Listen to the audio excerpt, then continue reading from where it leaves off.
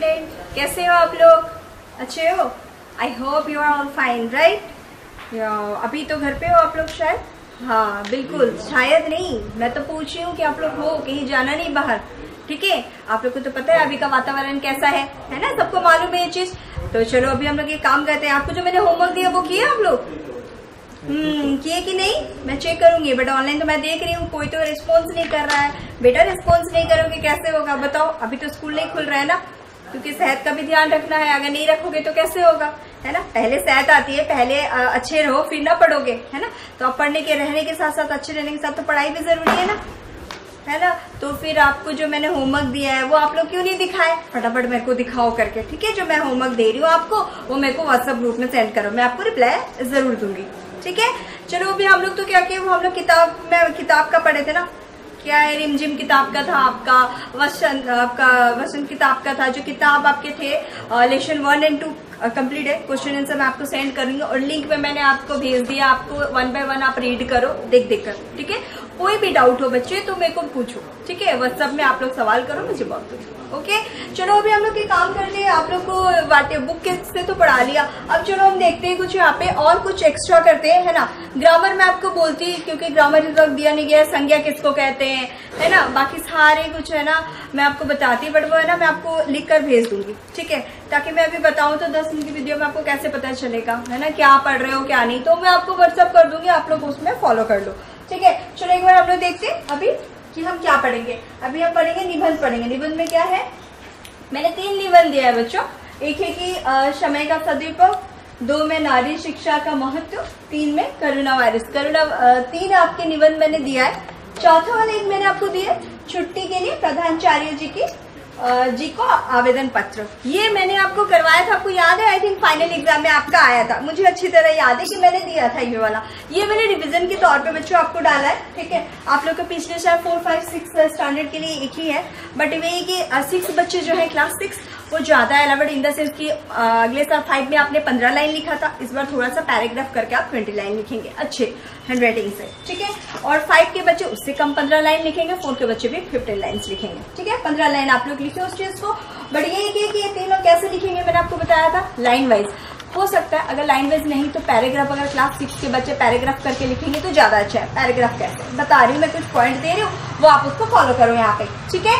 First वाला देखो, समय का सदुपयोग क्या होता है? समय तो पता ही क्या होता है ना, समय का सदुपयोग मतलब आप अपनी समय का कैसे सदुपयोग कर रहे हो, यानी कि उसको इस्तेमाल कैसे कर रहे हो समय का, है? समय होता है वक्त, टाइम जिसको बोलते हैं, वो क्या करोगे आप, सदुपयोग कैसे करोगे, उसका इस्तेमाल कैसे करोगे, इन द सेंस कि आप समय को कैसे यूटिलाइज कर रहे हो, है ना? आप कितने टाइम में पढ़ रहे हो, समय का मतलब बेकार का वेस्ट तो नहीं करे, सो के, गाना देख के, म्यूजिक है ना, म्यूजिक सुनोगे, डांस करके, ये सारे एक एक्सरसाइज करना ठीक है, अच्छी बात है, बट उसके साथ साथ समय का सदुपयोग नहीं करोगे तो समय भी कैसे आपका ध्यान रखेगा बताओ? अब समय को वैसे खेल कूद में गवा दोगे तो पढ़ाई कैसे करोगे? वो जरूरी है बच्चे। तो अब देखेंगे हम क्या है समय का सदुपयोग, यही आपको लिखना है कि समय का सदुपयोग क्या करना चाहिए, कैसे करना चाहिए, है ना?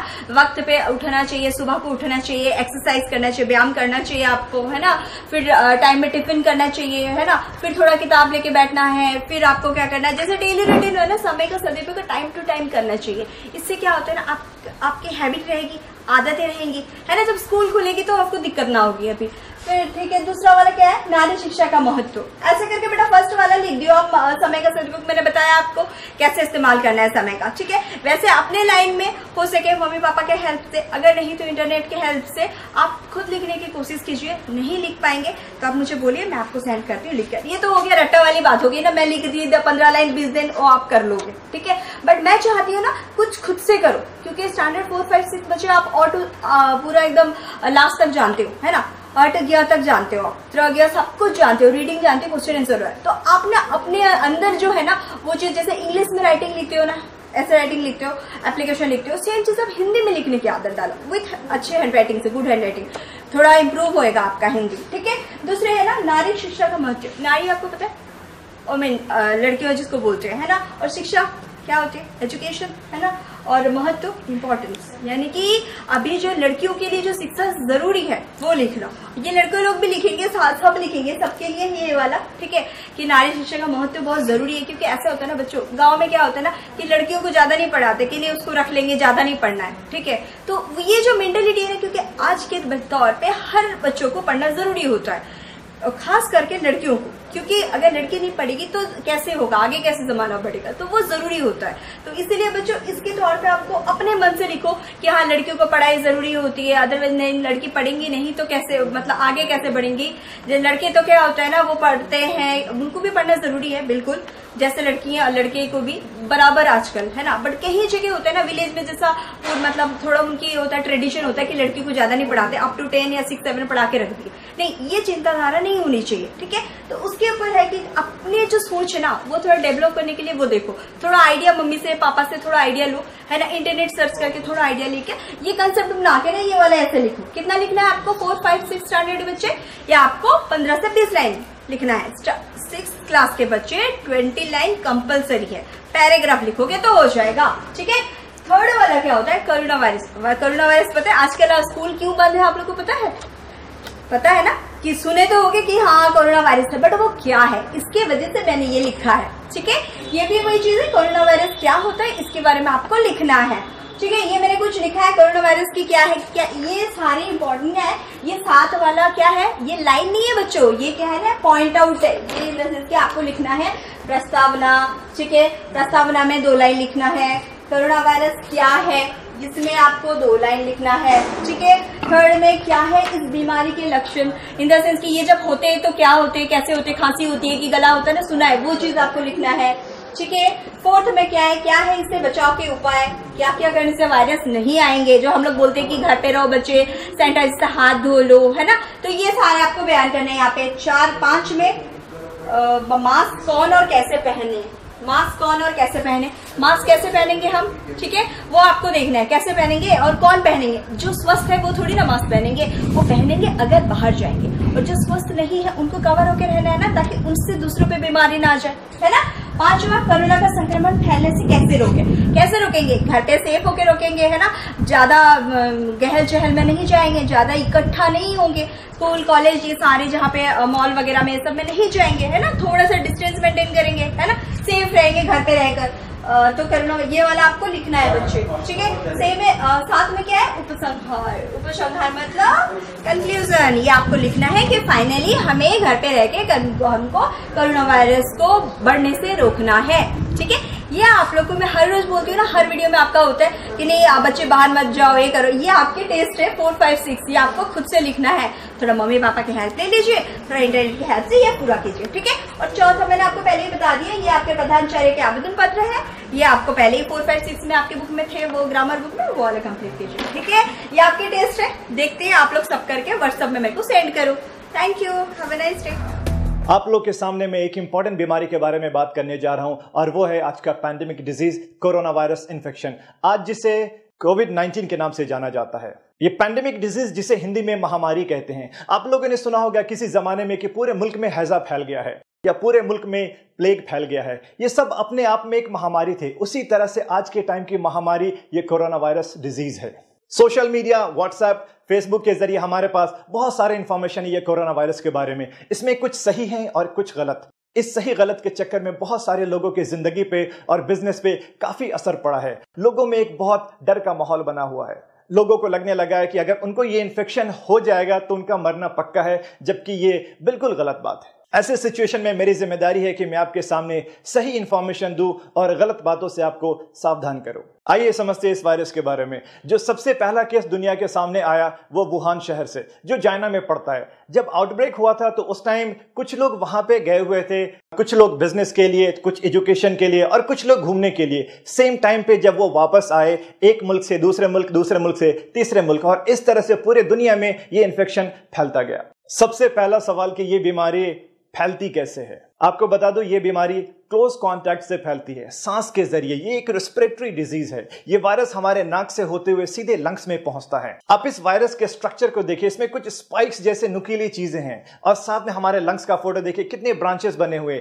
ये वायरस सीधे नाक के रास्ते से होते हुए हमारे लंग्स में जाता है और आसानी से चिपक जाता है। ये वहीं पे मल्टीप्लाई होता है, उसके बाद से नुकसान पहुंचाना स्टार्ट करता है। तो यहां पे साफ मतलब है कि जो ज्यादातर सिम्टम्स हमारे पास में आते हैं वो लंग्स से रिलेटेड होते हैं। और ये वायरस अगर आपके खाने के साथ पेट में जाए तो पेट में एसिड प्रोडक्शन होता है खाना पचाने के लिए, जिससे ये वायरस मर जाता है। तो इसका मतलब ये हुआ कि खाने से ये वायरस नहीं फैलता है। एक बहुत बड़ा कंफ्यूजन है लोगों में कि क्या नॉनवेज खाने से भी ये वायरस फैलता है? मैं आपको बता दूं, बिल्कुल नहीं फैलता है। आउटब्रेक जब हुआ था वुहान से, तो वहां पे एक सी फूड मार्केट है। अब वो सी फूड मार्केट में एक साथ काफी सारे लाइव एनिमल्स, जिंदा जानवर और फिश जैसे सी फूड मिलते हैं। रिसर्च के हिसाब से एक एनिमल वायरस और एक ह्यूमन वायरस मिलकर के म्यूटेशन हुआ और एक नया वायरस बन गया। तो इसलिए हम इसे नोवेल कोरोना वायरस भी कहते हैं। अभी के टाइम पे ये पूरा का पूरा ह्यूमन वायरस है और सिर्फ इंसान से इंसान में फैलता है। इसलिए अगर आपको कोई ये कहे कि मटन खाने से या चिकन खाने से भी इन्फेक्शन फैलता है तो गलत बात है।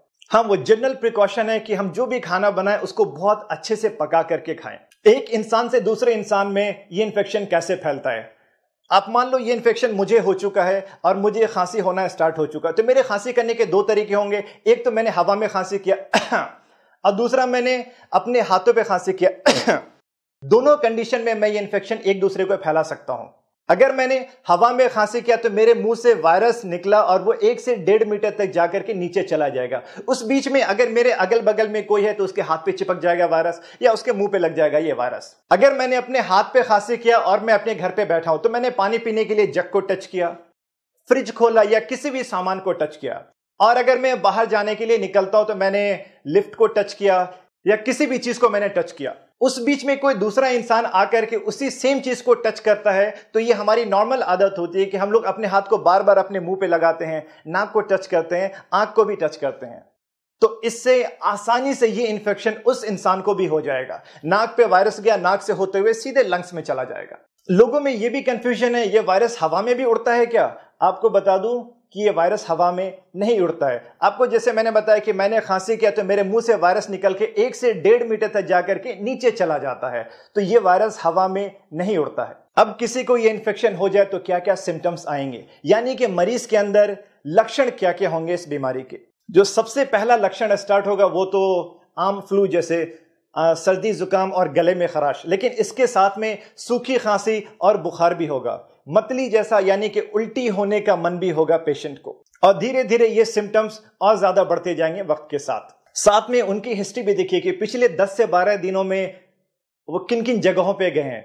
ये अगर वो जगह पे गए जहां पे ये इन्फेक्शन बहुत ज्यादा फैला हुआ है तो फिर ज्यादा चांसेस है कि इनको ये इन्फेक्शन हो सकता है। लेकिन इसका मतलब ये नहीं अगर किसी को भी सर्दी जुकाम और बुखार है तो सभी को ये इन्फेक्शन है। आप साथ में ये भी देखिए उनकी हिस्ट्री के 10 से 12 दिन में किन किन जगहों पे गए हैं। अगर ये उन जगहों पे गए जहां पे ये कोरोना वायरस का इन्फेक्शन बहुत ज्यादा फैला हुआ है तो हाँ, ऐसे केसेस में ये बीमारी होने के बहुत ज्यादा चांसेस हैं। 80 to 85% केसेस में सिर्फ माइल्ड सिम्टम्स आते हैं। माइल्ड का मतलब कि ज्यादा सीरियस सिम्टम्स नहीं होंगे, हल्का सा सर्दी जुकाम और बुखार। लेकिन 10 से 15% केसेस में ज्यादा सीरियस सिम्टम्स आते हैं कि जब सांस लेने में तकलीफ होने लगे, गले में बहुत ज्यादा दर्द होने लगे, जैसे सिम्टम्स लाइक अस्थमा और दमा जिसे कहते हैं, इंग्लिश में शॉर्टनेस ऑफ ब्रेथ या डिस्निया हो जाए। अब तक बच्चों में ये बीमारी ज्यादातर नहीं देखी गई, लेकिन इसका मतलब ये नहीं कि बच्चे 100% सेफ है। ज्यादातर बड़े लोगों में इस बीमारी का असर देखा गया है। नौजवान और हेल्दी लोग इस वायरस को आराम से बर्दाश्त कर सकते हैं, लेकिन जिनका उम्र 60-70 साल से ज्यादा है, बूढ़े, ज़ईफ और जिनके साथ में कोई दूसरी बीमारी भी है जैसे कि डायबिटीज, हाइपरटेंशन, दिल की बीमारी, उनके लिए यह वायरस को बर्दाश्त करना मुश्किल होगा। उम्र के साथ और बाकी बीमारियों के साथ इंसान का इम्यून सिस्टम थोड़ा कमजोर हो जाता है। इम्यून सिस्टम का मतलब हमारे शरीर की अपनी शक्ति होती है बीमारी से लड़ने की। अगर किसी को ये सारे सिम्टम्स आ जाए तो आगे आपको क्या करना चाहिए? आप सबसे पहले इस हेल्पलाइन नंबर पे फोन करिए और अपने सिम्टम्स के बारे में बताइए। ये हेल्पलाइन नंबर इंडियन गवर्नमेंट की तरफ से है। हेल्थ अथॉरिटीज के लोग आपसे बात करेंगे और आपको सही मशवरा देंगे। जरूरत पड़ने पे आपके दिए हुए एड्रेस पे आएंगे और आपका जांच करेंगे। अगर उनको सारे सिम्टम्स इस वायरल इन्फेक्शन का लगेगा तो आपके गले से स्वैब कल्चर लेकर के टेस्ट के लिए जाएंगे, और ये टेस्ट अभी सिर्फ सरकारी लैब सेंटर्स पे ही हो पाएगा। फोन नंबर के अलावा हर स्टेट में कुछ खास सरकारी हॉस्पिटल है जिसे इस वायरल इन्फेक्शन का स्पेशल सेंटर बनाया गया, आप वहां पे जाइए। आपका टेस्ट अगर के पॉजिटिव आ जाता है तो उसके बाद में क्या होगा? सबसे पहली बात, आपको बिल्कुल भी नहीं घबराना है, बिल्कुल भी नहीं डरना है। 80 to 85%, 80 से 85% लोगों में सिर्फ माइल्ड सिम्टम्स आते हैं, हल्के सिम्टम्स। अगर सिम्टम्स जरा सा है तो आपको एक स्पेशल वार्ड में आइसोलेट कर दिया जाएगा 2 हफ्ते के लिए, जहां पे आपका सिम्टोमेटिक इलाज चलेगा। अगर किसी को बहुत ज्यादा दिक्कत हुआ सांस लेने में तो उनको आईसीयू में रखा जाएगा, जहां पे वेंटिलेटर की सुविधा भी उपलब्ध होगी, जो कि सिर्फ 10 से 15% लोगों में हो रहा है। आपको जब मैंने 2 हफ्ते के आइसोलेशन के बारे में बोला तो आइसोलेशन को मैं अच्छे से समझा दूं। आइसोलेट होने का नाम सुन के लोगों में एक डर सा बन गया है। उनको लगने लगा है कि 2 हफ्ते के लिए उन्हें जेल में बंद कर दिया जाएगा या पूरी दुनिया से उनको अलग कर दिया जाएगा, और इस डर की वजह से वो ना तो किसी हॉस्पिटल में जा रहे हैं और ना ही किसी डॉक्टर से मिल रहे हैं। आपने सुना होगा कि जो सस्पेक्टेड मरीज थे कोरोना वायरस के, यानी जिनके अंदर ये सारे सिम्टम्स आ रहे थे कि इनको शायद ये इन्फेक्शन हो सकता है, और डॉक्टर ने उन्हें एडमिट होने के लिए या आइसोलेट होने के लिए बोला और वो मरीज वहां से भाग गए। प्लीज ऐसा मत करिए। आइसोलेशन का मतलब है कि आपको एक खास रूम में 2 हफ्ते के लिए रखा जाएगा, निगरानी में। दूसरे लोगों से कांटेक्ट नहीं होने दिया जाएगा। जरूरत पड़ने पे आपको उसका सिम्टोमेटिक इलाज दिया जाएगा। यह वायरस का इन्फेक्शन ही क्लोज कांटेक्ट से होता है। आप अपने आप को आइसोलेट करके दो सबसे बड़ा काम कर रहे हैं। एक तो बिल्कुल सही टाइम पे आपका इलाज स्टार्ट हो गया, दूसरा आपसे किसी और को ये इन्फेक्शन नहीं फैलेगा। आपके 2 हफ्ते आइसोलेट रहने से सैकड़ों लोगों की हिफाजत होगी, आपकी अपनी फैमिली की हिफाजत होगी, और 2 हफ्ते के बाद आप अपनी आम जिंदगी सेहतमंद होकर के बिल्कुल नॉर्मली गुजार सकते हैं। इस बीमारी का इन्फेक्टिविटी रेट और डेथ रेट कितना है?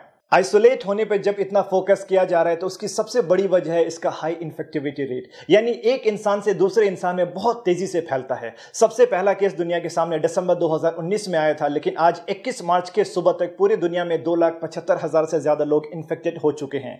इंडिया में 235 लोग का केस अब तक पॉजिटिव हो चुका है, और सस्पेक्टेड केस और भी बहुत ज्यादा है। लेकिन एक अच्छी बात यह है कि इसका डेथ रेट 4% से भी कम है, यानी कि अगर 100 इंसान को इन्फेक्शन हो जाए तो डेथ सिर्फ 3 या 4 लोगों में हो रहा है। और वो 3-4 लोग जो इन्फेक्टेड है वो भी जो ज्यादा बूढ़े ज़ईफ हैं या जिनकी इम्यून सिस्टम बहुत ज्यादा कमजोर है। आपको अगर ये इन्फेक्शन हो जाए तो उसके बाद आपका इलाज कैसे होगा? अगर आपको सिम्टम्स नहीं है तो आपको होम आइसोलेशन के लिए मशवरा दिया जाएगा।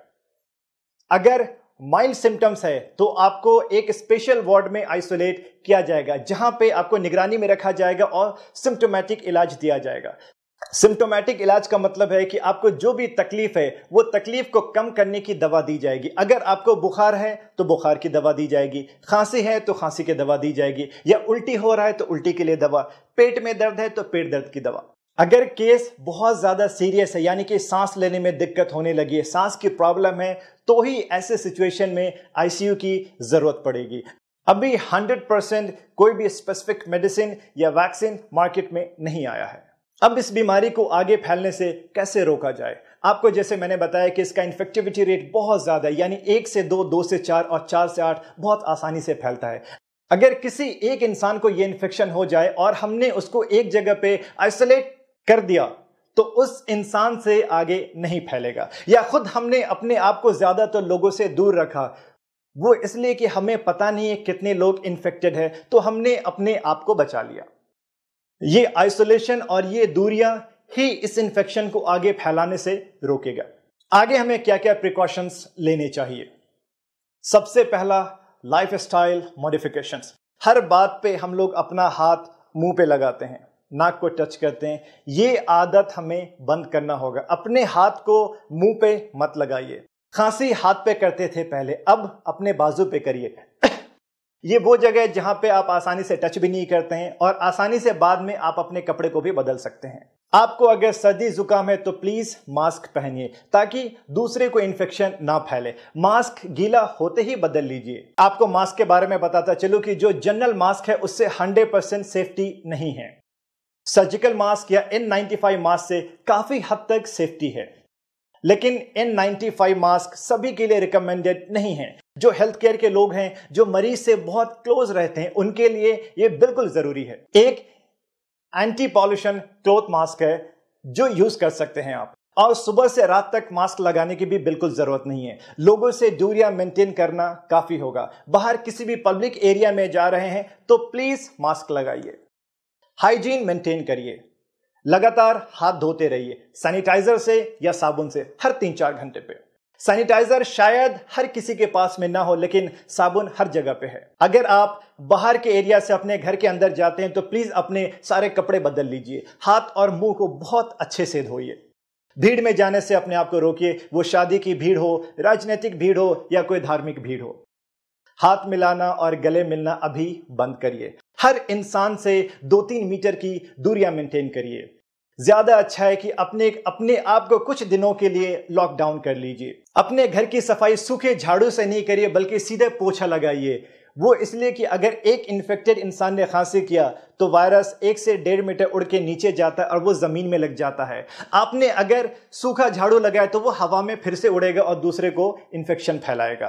तो ज्यादा अच्छा है कि सीधे आप मॉपिंग करिए, पोछा लगाइए डेटॉल या सेवलॉन के पानी से, और ज्यादा से ज्यादा पका हुआ खाना खाइए, गर्म पानी पीजिए। आपको मैं दोबारा रिमाइंड करा दूं कि 80% लोगों में सिर्फ माइल्ड सिम्टम्स आते हैं। तो क्या इस बीमारी को हल्के में लेना चाहिए? बिल्कुल भी नहीं।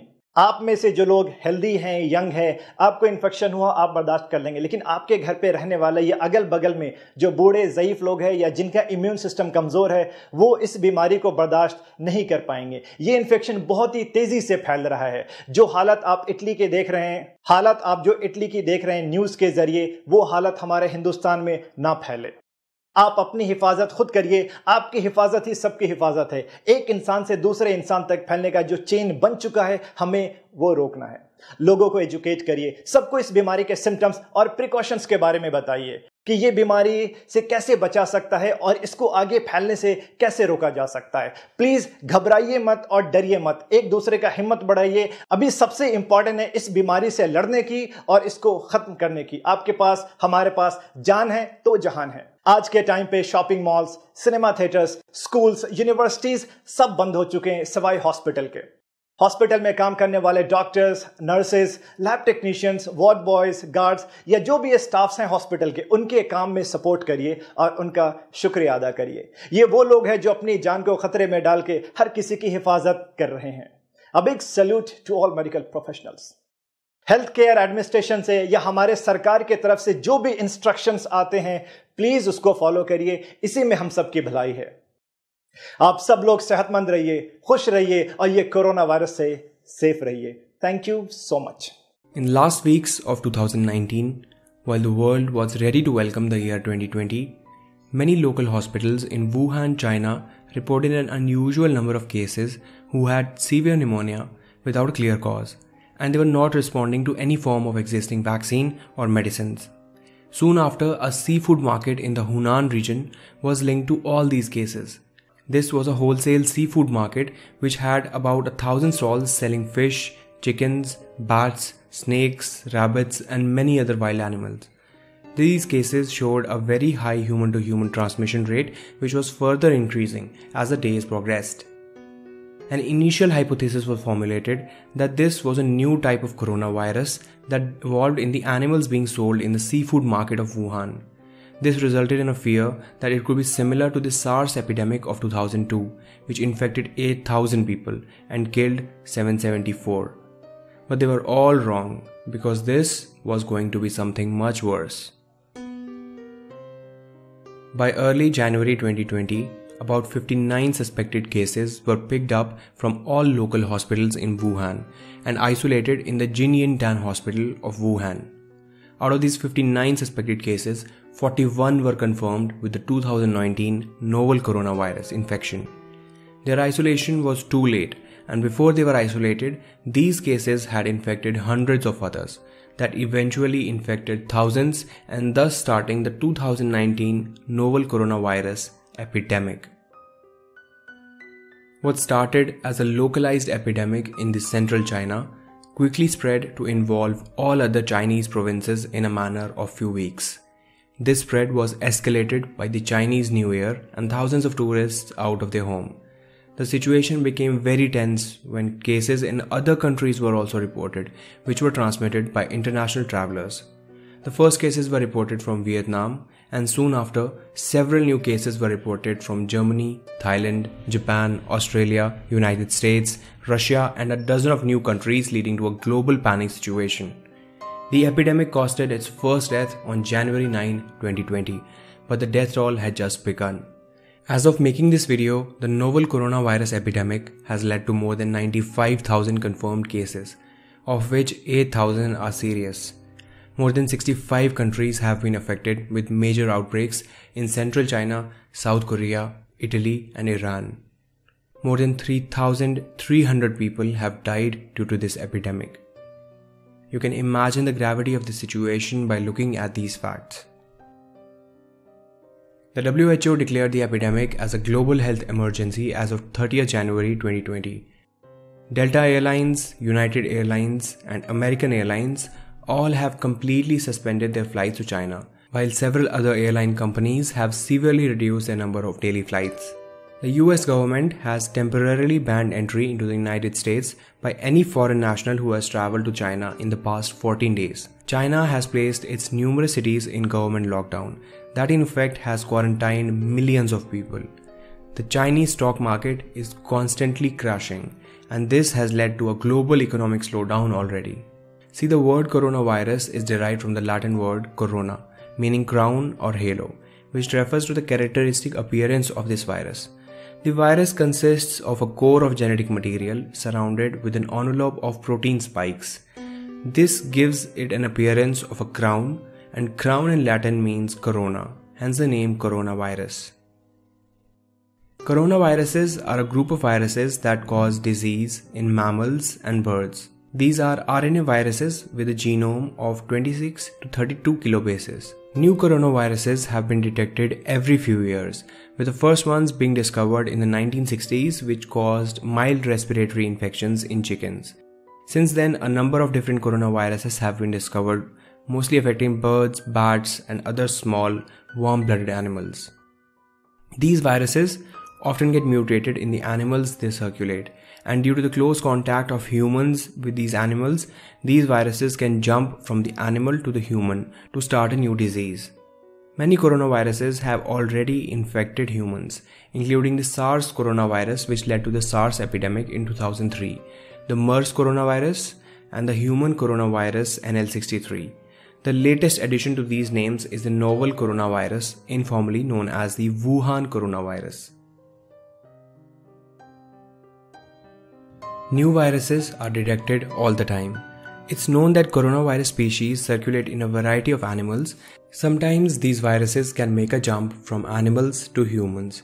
This is known as a spillover and can be due to a number of reasons, like mutations in the virus itself or increased close contact between humans and animals, like we discussed. For example, MERS coronavirus is known to be transmitted from camels to humans, and SARS coronavirus from civet cats. The animal reservoir of 2019 novel coronavirus is not clear yet.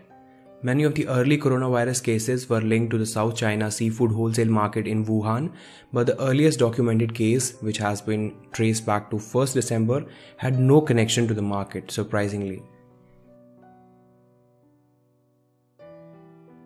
How this virus spreads from one person to another is not completely understood yet.